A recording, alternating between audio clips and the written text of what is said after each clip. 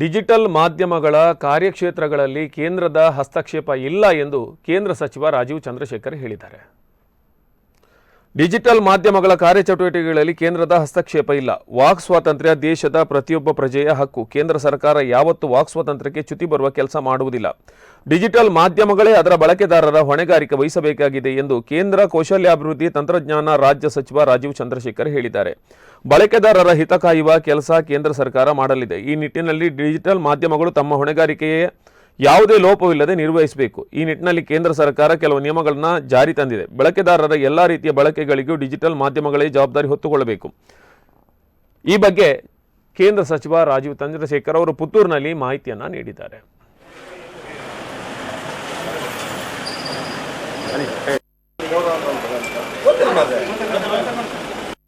Technology skilling, digital literacy.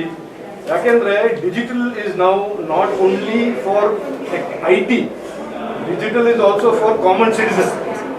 Digital is also for government.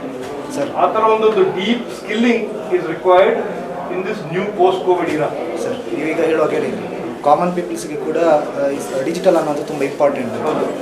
ಒಂದು there is a broader issue that all the technology is going to Bangalore.